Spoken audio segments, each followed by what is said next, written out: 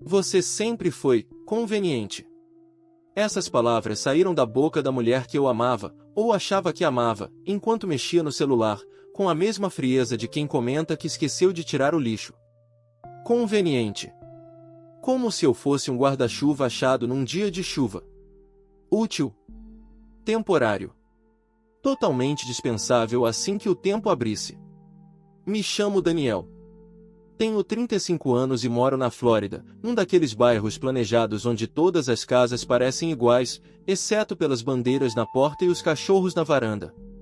Trabalho como gerente de operações numa empresa de logística, rotina meio monótona, mas com bom salário, carro da empresa e plano de aposentadoria. Nada glamuroso. Mais sólido.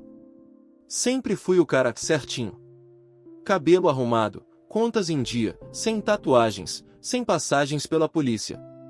Sabe aquele tipo que as mães adoram e os amigos esquecem de chamar pro rolê? Para muita gente, eu era invisível. Mas para ela eu achei que fosse tudo. A Amanda apareceu na minha vida no momento em que eu já tinha aceitado que talvez o amor não fosse para mim. Conheci ela através de um aplicativo. Tinder, claro. Nosso match foi quase acidental. Ela estava a 200 quilômetros de distância, visitando os tios em Tampa.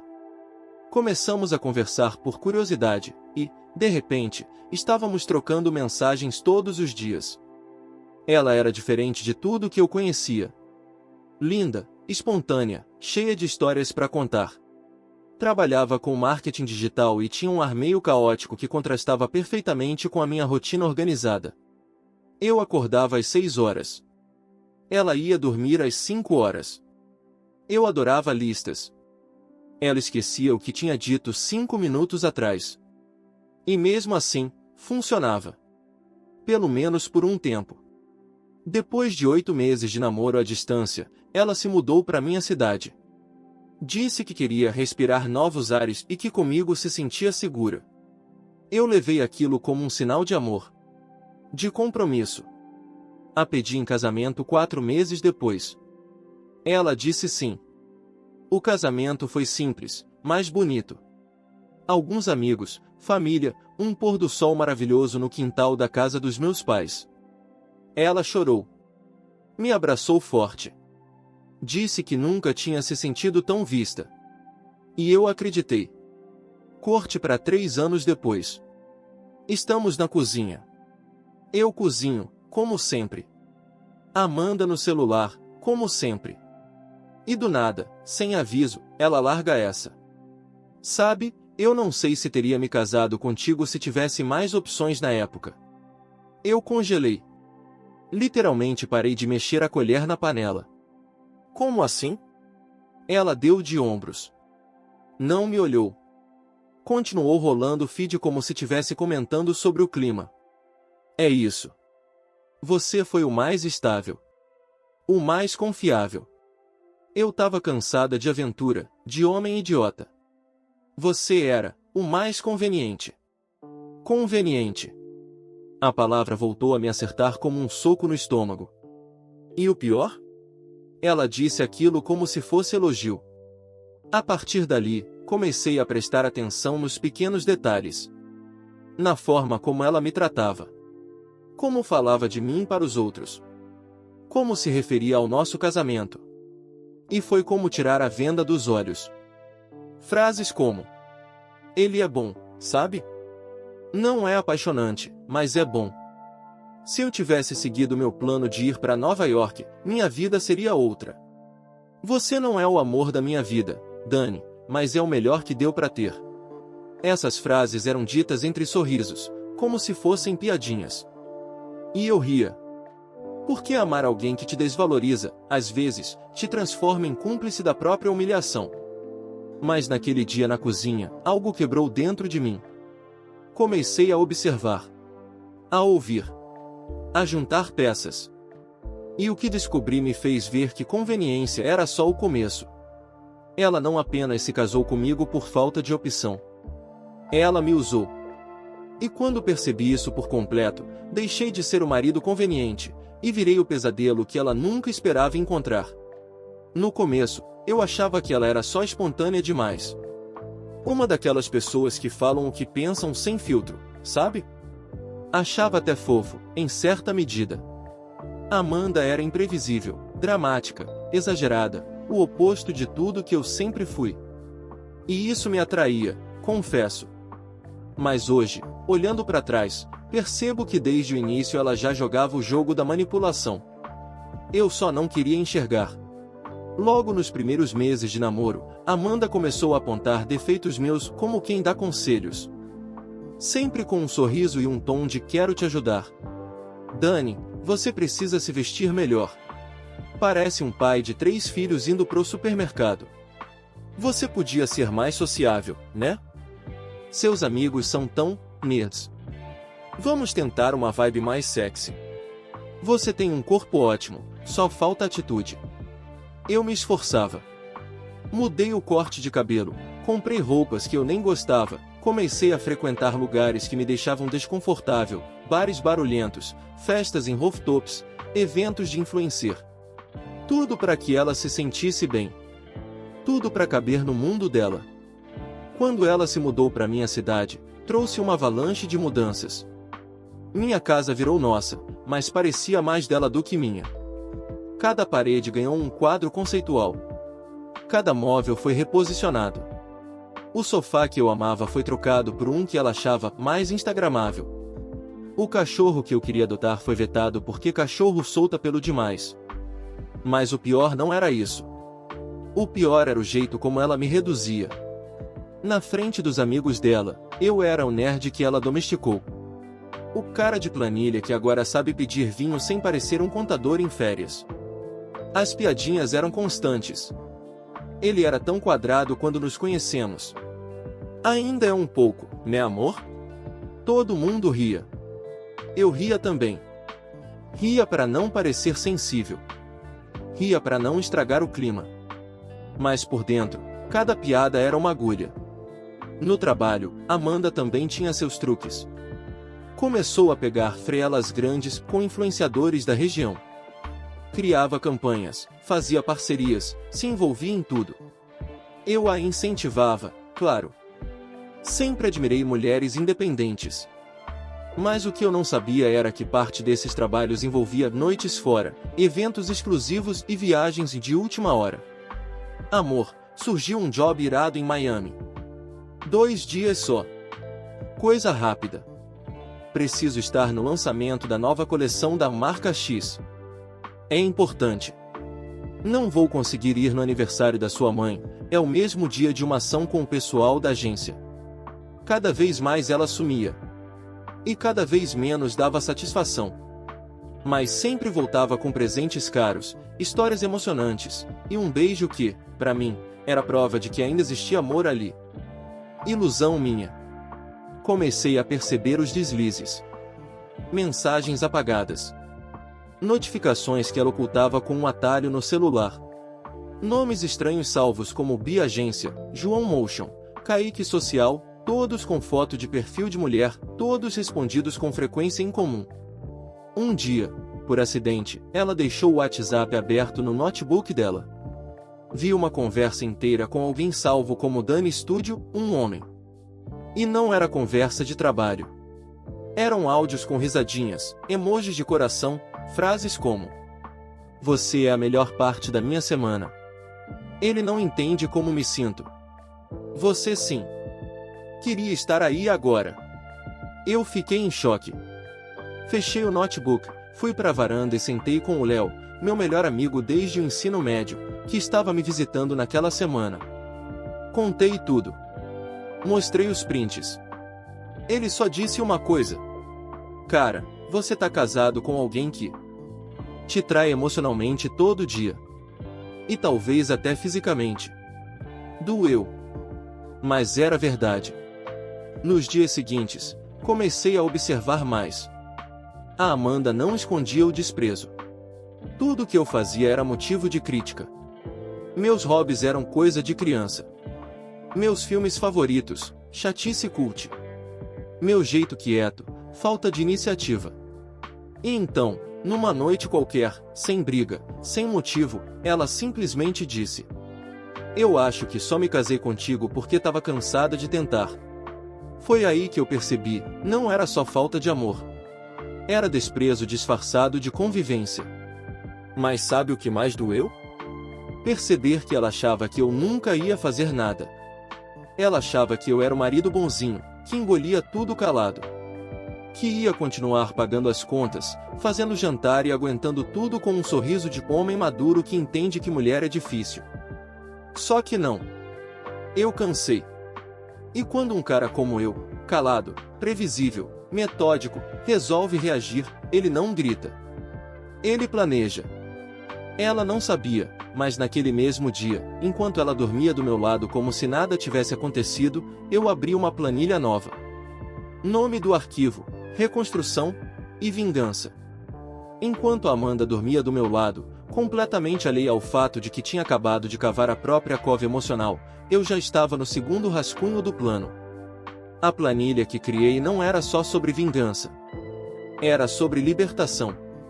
E, como bom gerente de operações, eu segui exatamente os mesmos princípios que aplico no trabalho: análise, logística e execução.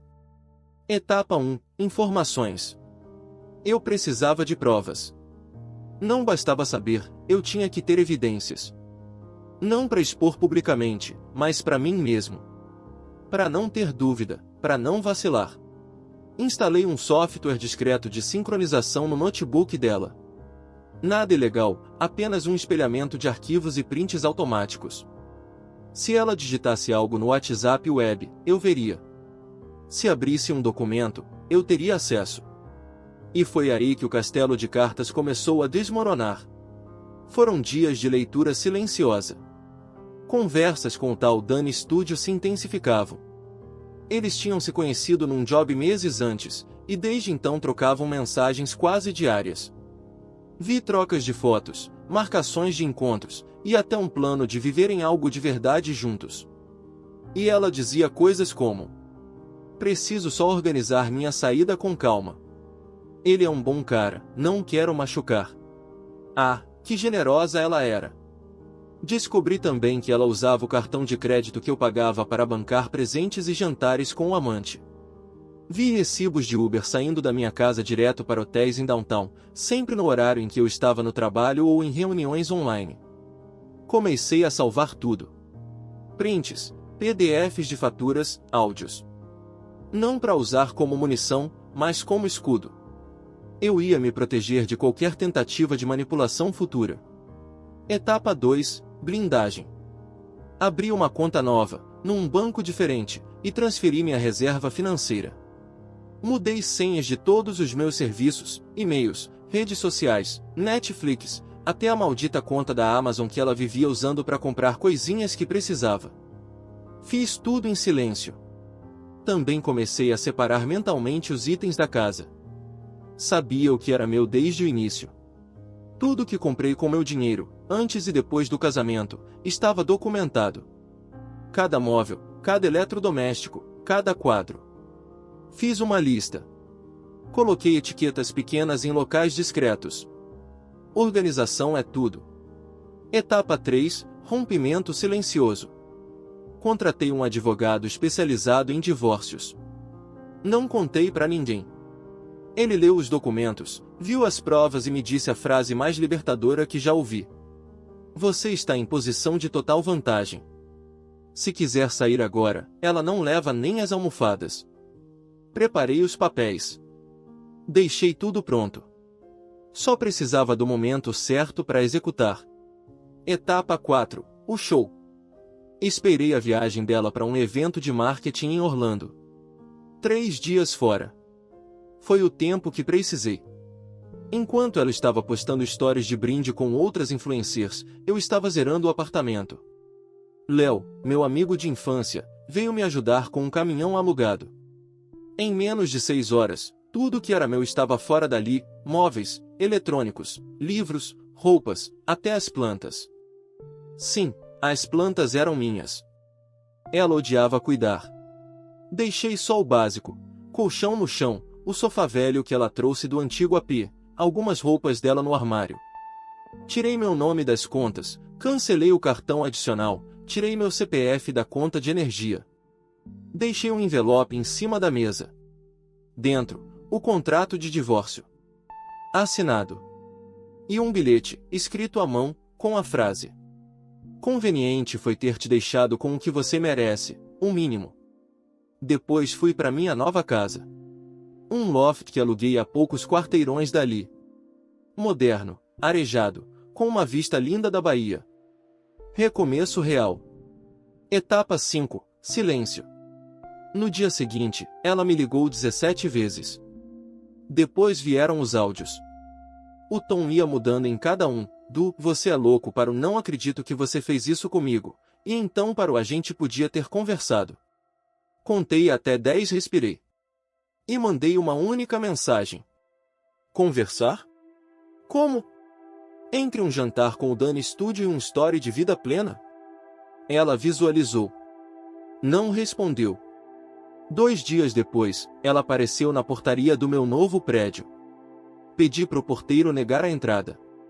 Recebi um print da câmera de segurança, ela sentada na calçada, chorando, com a cara de quem finalmente entendeu que o plano dela não era prova de consequências. Não me aproximei. Não porque eu não sentia mais nada, mas porque, pela primeira vez em anos, eu estava me priorizando. E isso, para ela, era imperdoável. Durante semanas, Amanda tentou voltar para o papel de vítima. Postava frases como: "Às vezes, a vida te dá uma rasteira, mas é porque você precisa aprender a andar sozinho. Nem sempre quem vai embora é o errado." Às vezes, só estava cansado de não ser visto. Ela falava indiretamente, claro. Aquela típica comunicação passivo-agressiva de história com fundo bege e música da Florence Welch. Os amigos em comum começaram a me procurar, tentando entender o que tinha acontecido. Alguns acharam que eu tinha surtado. Outros disseram que ela estava estranha há tempos. E, como esperado, surgiram boatos. Que eu era controlador. Que eu tinha ciúmes do trabalho dela. Que eu não apoiava os sonhos dela. É sempre assim, né? Quando a mulher larga tudo para se redescobrir, ela é forte. Quando o homem põe um basta, ele é tóxico. Mas eu já tinha tudo salvo. E não publiquei nada em rede social. Não fiz exposed, nem publiquei áudio. Eu fui mais inteligente que isso. Entrei em contato com a marca que havia contratado Amanda como embaixadora para uma campanha de 6 meses. Uma grande rede de cosméticos com sede em Atlanta. Ela ainda estava listada como uma das criadoras de conteúdo fixas, com direito a eventos, viagens e comissão. Enviei um e-mail formal. Só anexei os prints das mensagens trocadas com o tal Dani Studio, as que estavam salvas em nuvem, e os comprovantes de uso indevido do cartão empresarial em gastos pessoais. Sem ameaça, sem escândalo. A resposta veio 2 dias depois. Agradecemos pelas informações. A relação contratual com a senhorita Amanda foi encerrada por quebra de cláusula de conduta ética. Agradecemos por preservar a imagem da nossa empresa. Simples assim. Ela perdeu o contrato mais lucrativo da carreira. E como sei disso? Porque uma das amigas dela, a única que prestava, me ligou furiosa com tudo que descobriu, e contou que Amanda estava surtando. Dias depois, o Dani Studio, sim, ele mesmo, me mandou uma mensagem. Dani Studio, cara, não quero me meter, mas acho que a gente foi usado pela mesma pessoa. Eu não respondi. Porque sinceramente, não somos irmãos de dor. Ele sabia que ela era casada. Ele entrou sabendo. Não é inocente. Mas o que ele mandou depois me fez rir. Só para constar, ela me bloqueou hoje. Sumiu com tudo. Deve estar em modo reinvenção de novo. O ciclo se repetindo. Amanda queimando pontes atrás de pontes. Mas a cereja do bolo veio algumas semanas depois. Uma colega de trabalho dela, que tinha virado minha seguidora no LinkedIn, me enviou um convite para um evento em Miami, uma conferência de inovação logística. Fui, claro. O evento era excelente, e eu estava realmente reconstruindo minha rede profissional, trocando ideias, buscando novas parcerias. No segundo dia do evento, estou saindo de uma palestra quando vejo, no hall do hotel, Amanda. Ela me viu também. Congelou. E eu, só sorri. Ela estava abatida. Cabelos mal cuidados, roupas improvisadas, e um crachá de freelancer pendurado no pescoço. Não tinha mais o brilho, nem os saltos de $900, nem a postura arrogante de quem comanda a sala. Ela veio até mim. Dani, posso falar com você? Olhei bem nos olhos dela. E pela primeira vez, vi medo. Não raiva. Não orgulho. Medo de mim. Você já disse tudo o que precisava. Eu só demorei para ouvir. Eu errei. Eu achei que tinha mais tempo, achei que você não fosse. Que eu não fosse reagir. Que fosse continuar sendo conveniente. Ela baixou os olhos. Eu perdi tudo. Não. Você só perdeu o que nunca soube valorizar. Fui embora. Sem gritar. Sem humilhar. Porque às vezes, a pior vingança é deixar a pessoa afundar no próprio silêncio. Naquela noite, dormi com a consciência tranquila pela primeira vez em anos. E sonhei não com o passado, mas com o futuro. Sem Amanda. Sem dúvidas. E sem arrependimentos. Faz exatamente um ano desde aquela última conversa com a Amanda, no hall do hotel. E sabe o que é engraçado? Eu não penso mais nela com raiva. Nem com saudade. Eu penso com alívio. Foi como tirar uma mochila pesada das costas depois de uma trilha longa. Sabe quando você nem percebe o quanto estava carregando até se livrar daquilo? Pois é. Foi isso que senti. Depois do divórcio, muita coisa mudou, não só externamente, mas dentro de mim. Descobri o prazer de voltar a ser dono da própria rotina. De comer o que quero sem ouvir isso engorda. De assistir aos meus filmes de ficção científica sem ouvir um que tédio ao fundo. De vestir o que gosto, rir do que acho engraçado, e fazer silêncio sem ser acusado de ser o apagado. Voltei a sair com os amigos antigos. Reativei um grupo de corrida aos sábados. Retomei um projeto pessoal de escrever crônicas, coisa que Amanda sempre dizia que era tempo perdido. Comecei até a frequentar um barzinho que ela odiava, aquele onde o garçom me chama pelo nome e já sabe qual cerveja eu vou pedir. Me dei o luxo de ser eu. Sem edição. Sem filtro. E o mais irônico? Eu conheci alguém. Alguém que gosta das mesmas séries que eu. Que me incentiva a escrever. Que ri das minhas piadas ruins e não tenta me melhorar como se eu fosse um projeto mal feito. Estamos indo com calma, sem promessas, sem pressa. E, pela primeira vez, eu me sinto visto de verdade. O que aprendi com tudo isso? Que ser conveniente não é o mesmo que ser fraco.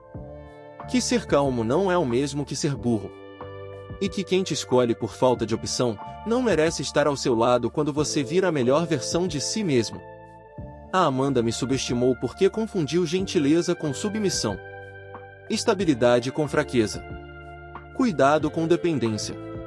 E agora, toda vez que penso nela, me vem uma imagem simples, ela, sentada na calçada, chorando, sem entender como perdeu tudo sem que eu levantasse a voz uma vez sequer.